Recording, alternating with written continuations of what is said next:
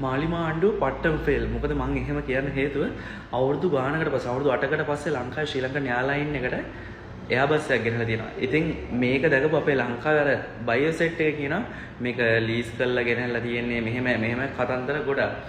මම දන්න තරමින් මම ගිහිල්ලා තියෙන ජරාම එයාලයින් එක තමයි ශ්‍රී ලංකන් එයාලයින් එක කියන්නේ. මොකද කිසිම සර්විස් එකක් ඒ වගේම ඒ ෆ්ලයිට් එක යනවා කියන්නේ නිකන් අර පරණ ටාටා බස් එක මිකන්නේ 1980 බස් එක යනවා වගේ වලවල් වල වැටෙනවා වගේ ඒ තරම් ෆීලින් එකක් තියෙන්නේ. ඉතින් එච්චර එහෙම කරලා තියෙන ශ්‍රී ලංකන් එයාලයින් එකට කොහොම හරි ලීසින් එකක් හරි දාලා අලුත් එයාබස් එකක් ගෙනාවට පස්සේ අපේ ඉන්න හරක් ටික මන් දෙක කමෙන්ට් දාලා දෙනවා. ලීස් දාලා ගෙනාවු පරණ එකකට වතුර ගහලා පිළිගන්න උඹලට මේක මහ ලොකු දෙයක්ද ආරගෙන ඔව් මට නම් ඇත්තටම මාරම ලොකු දෙයක්. අවුරුදු 8කට පස්සේ එයාබස් එකක් ලංකාවට ශ්‍රී ලංකන් එයාලයින් එක ගොඩනගෙන්න හදනවා.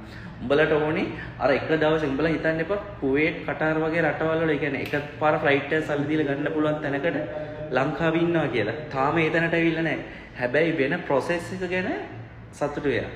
උඹලට මේ උඹලගේ අවුරුදු 70 ගානක් තිස්සේ උඹලගේ අර ආණ්ඩුවේ සෙට් එක වවන් කාපුවා ගැන එකෙක්වත් කතා කරන්නේ හැබැයි මේ වෙලාවේ රටට මොකක් හරි දෙයක් හොඳ දෙයක් වෙනකොට උඹලට බලන් ඉන්න බෑ. ඒකෙත් දෙයක් හොයන්න. සතුටු වෙයලා බං පොඩ්ඩක් හරි